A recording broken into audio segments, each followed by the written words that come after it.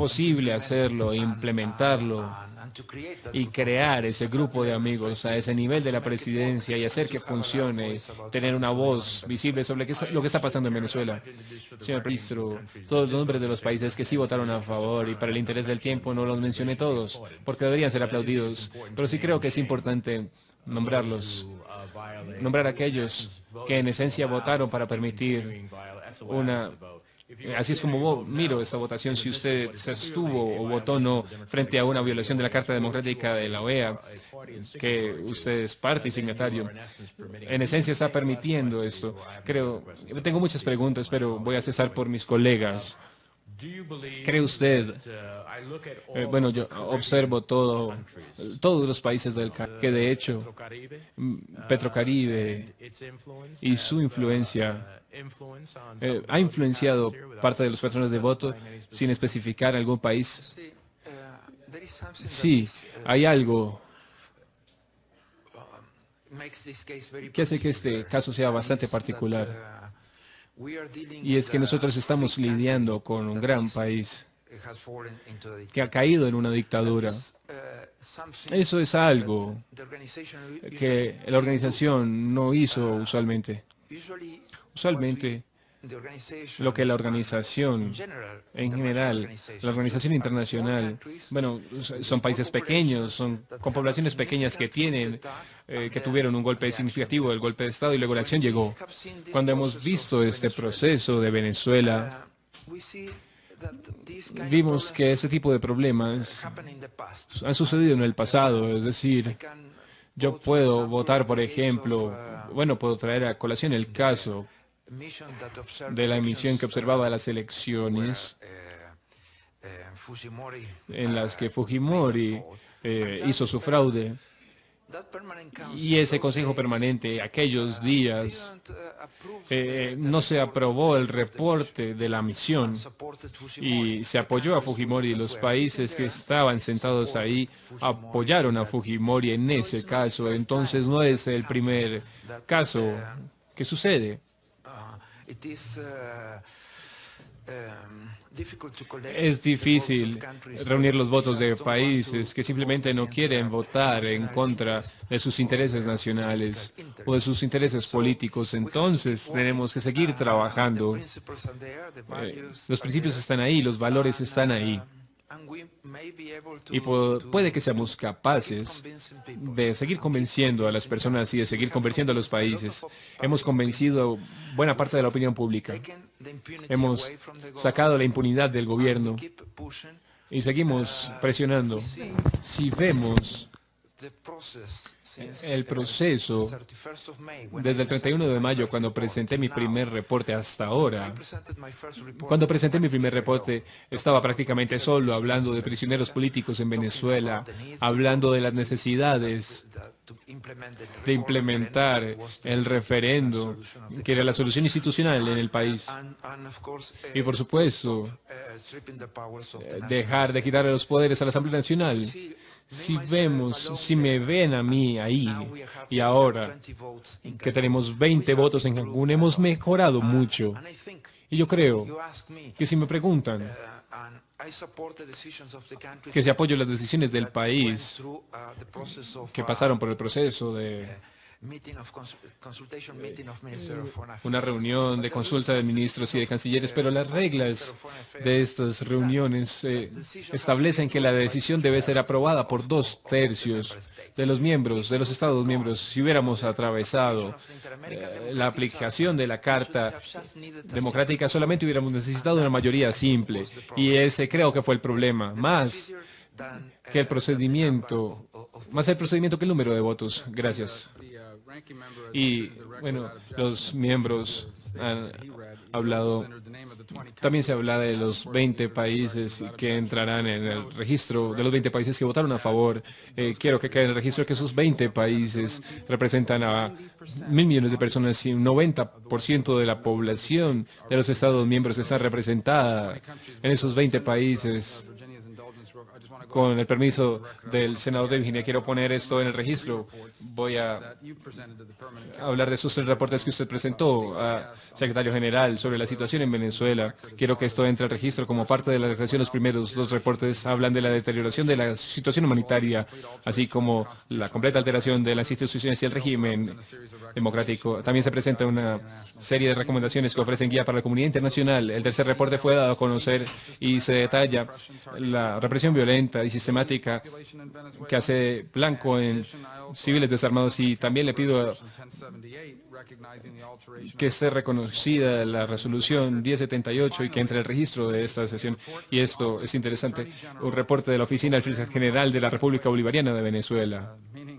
Y eso significa que el fiscal general, teóricamente, el régimen de Maduro como tal, ha sacado un reporte el 10 de julio detallando que 92 muertes de manifestantes están en las manos de la seguridad venezolana. Tuvieron lugar en los primeros 100 años, en los primeros 100 días de protestas, y quiero que esto quede en el registro. Senador Kane. Muchas gracias, señor presidente. Muchas gracias, secretario general. Esta es una audiencia muy importante y creo que todos estamos de acuerdo sobre el diagnóstico y estamos buscando la prescripción. ¿Qué hacer? ¿Qué hacer? Y una de las preguntas que quiero hacer tras la pregunta del señor Menéndez es esta. El voto en Cancún, usted empezó en una posición solitaria y luego en Cancún hubo 20 votos.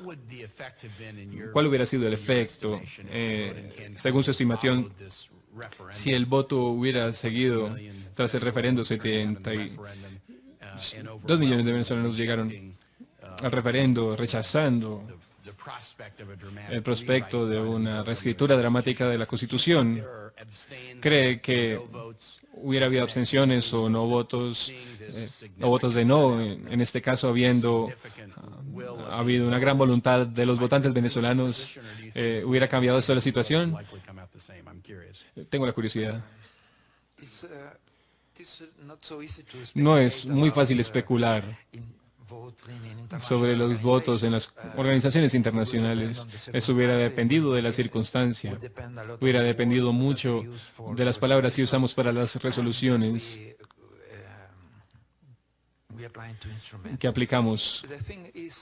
El asunto, en cualquier caso, es que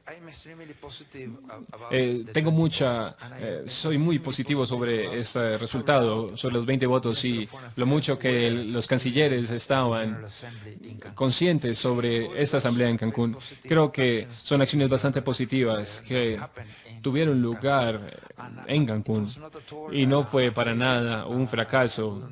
Yo no lo describiría así, no en mis sueños más salvajes. Quiero preguntarlo de esta manera. ¿Qué hubiera predecido, más allá de los votos en la OEA, qué hubiera predecido, o bueno, qué predice si esto hubiera estado en consecuencia del referendo que fue tan fuerte? ¿Cree que hubiera habido algún efecto en esta situación más allá? ¿O los gobiernos hubieran dicho que no les importa y bueno, simplemente hubieran estado silenciosos?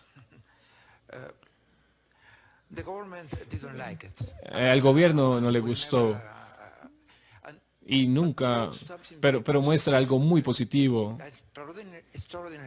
la capacidad extraordinaria de la organización y de la movilización de la oposición y de la Asamblea Nacional. Tenemos que ver lo positivo que tuvo lugar ahí. El gobierno no está listo todavía para responder de una manera positiva a esa consulta que tuvo lugar. Esas preguntas que se nos hacen, que por qué la gente respondió, bueno, eso es obligatorio para todos nosotros y debemos tomarlas como obligatorias. Y de hecho, son obligatorias para el presidente de la República Bolivariana de Venezuela y él debería estar implementando estas medidas ahora. Pero esa no es la lógica del gobierno. La lógica del gobierno es seguir jugando, siempre encontrar a alguien que siga jugando juegos con ellos. Y si jugar ese juego no funciona, como el senador Rubio dijo, habrá más represión en el país. Y bueno, ¿qué tanto puede mantenerse eso? La represión, la verdad no sé, pero el escenario que vemos son bastante feos para Venezuela, terribles para Venezuela. Déjeme pasar a otro tema relacionado también. La fiscal general Luisa Ortega ha sido una aliada leal del régimen de Maduro, pero en mayo habló en contra del intento de la Corte Suprema de quitar los poderes de la Asamblea Nacional y desde entonces ha sido crítica del régimen de Maduro por crear, entre comillas, un clima de terror. La Corte Suprema la ha vetado de dejar el país y ha congelado todos sus bienes. ¿Qué tan significativa es su decisión de romper con el régimen? Y usted ve que hay proyectos, que hay prospectos adicionales de que haya personas claves dentro del régimen que cambien de lado y se conviertan en oponentes. Ha habido casos también. Tenemos que ver que una parte sustancial del chavismo tiene reglas democráticas y la mayoría de ellos, muchos de ellos creen en la democracia. Sobre el ejercicio permanente electoral de Venezuela y lo que se hizo durante los años de Chávez, todo esto llegó a su fin, porque principalmente los dictadores aprecian las elecciones cuando la van a ganar. Y si no, no son útiles. He estado en el lado de perder y me gustan las elecciones que voy a ganar. Es decir, eso no es solamente de los dictadores. Bueno, yo gané y perdí una el mismo año.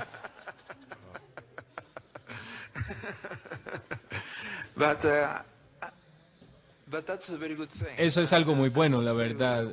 Y habla muy bien de usted y de ustedes y del sistema. Y por supuesto, muchas personas han cambiado. El exministro del Interior, Miguel Rodríguez Torres, ha cambiado. Ustedes saben que hay situaciones como cerca de 100 oficiales del ejército están en cárcel. Entonces, hay muchas brechas en esa organización. Entonces, de alguna manera, esperamos que haya más personas que vuelvan, que vengan al lado de la democracia al final del día. Déjeme hacerle otra pregunta. Yo tuve el placer de ver que la administración Trump declarara que están buscando nuevas sanciones en contra de Venezuela, especialmente si fuesen a seguir con el plan del gobierno de hacer una reescritura de la ley y de la Constitución. Su testimonio habló sobre sanciones teniendo un impacto importante y es imperativo que las sanciones bloqueen el sufrimiento de los venezolanos, pero estas sanciones que buscan hacer responsables a esos criminales de la represión y de la crisis, la noticia que he leído en Bloomberg dice que la administración realmente está observando esas sanciones, pero también hay algunas sugerencias de que hay tensiones al interior de la Casa Blanca sobre qué medidas adoptar o si ver si este cambio constitucional muestra. Algunas medidas serían sin poner algún tipo de veto en importación de crudo de Venezuela. ¿Qué opinión le merece eso para tener su idea, su perspectiva sobre cómo eso podría ayudar o herir esta situación? Bueno, las dictaduras solamente caen si se les empuja dentro del país, al interior del país. A no ser que usted las bombardee, esa no es la solución definitivamente. No hay manera de sacar una dictadura de otro país.